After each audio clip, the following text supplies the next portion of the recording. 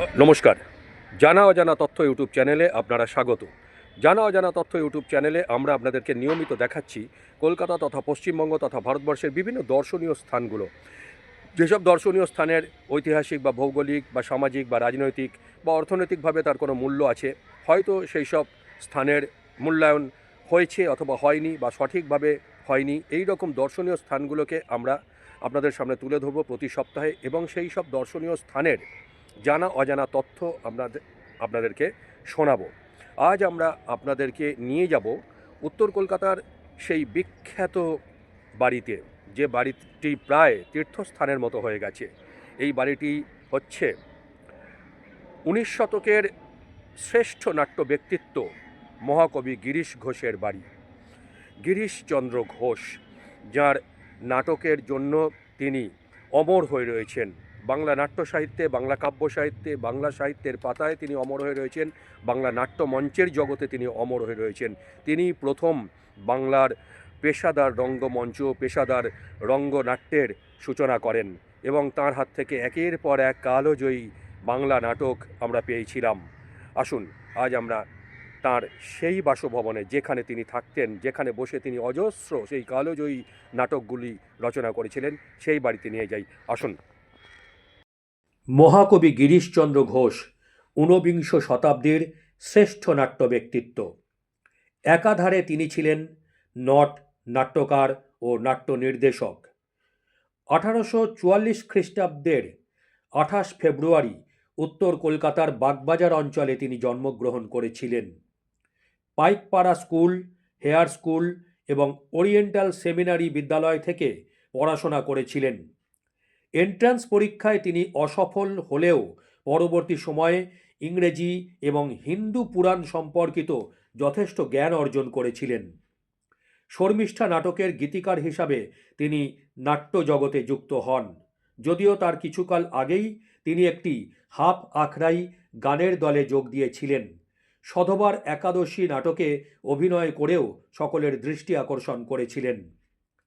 National theatre নামে একটি নাট্য কোম্পানি খুলে তিনিই প্রথম বাণিজ্যিক থিয়েটারের প্রচলন করেন।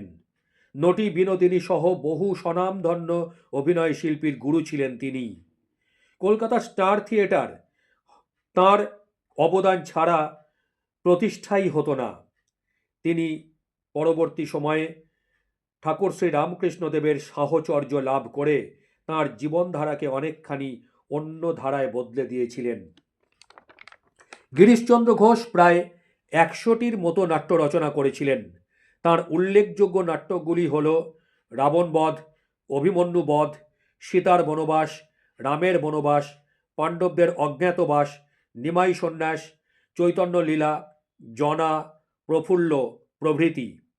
নাটক ছাড়াও সাহিত্যের অন্যান্য শাখাতেও ছিল তাঁর অবাধ বিচরণ। 1912 খ্রিস্টাব্দের 8ই ফেব্রুয়ারি কলকাতায় তিনি শেষ নিঃশ্বাস ত্যাগ করেছিলেন।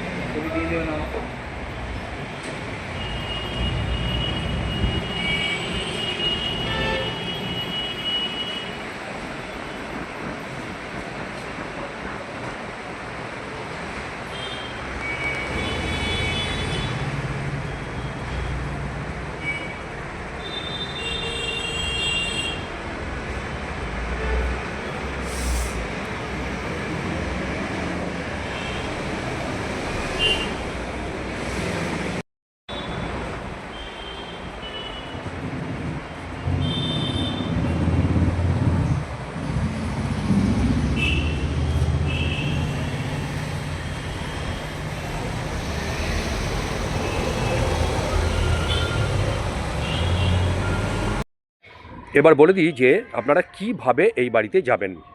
এটা উত্তর কলকাতার বাগবাজার অঞ্চলে। আপনারা যে কোনো জায়গা থেকেই বাগবাজারগামী যে কোনো বাসে উঠবেন, উঠে বাগবাজার মোড়ে নেমে বাগবাজার থেকে আপনারা হেঁটে কিছুটা যাবেন এবং আপনারা যদি মেট্রো ধরেন তাহলে আপনারা শ্যামবাজার মেট্রো স্টেশনে নামবেন। শ্যামবাজার মেট্রো স্টেশনে নেমে আপনারা ওখান থেকেও আপনারা এই বাড়িটিতে চলে যেতে পারবেন।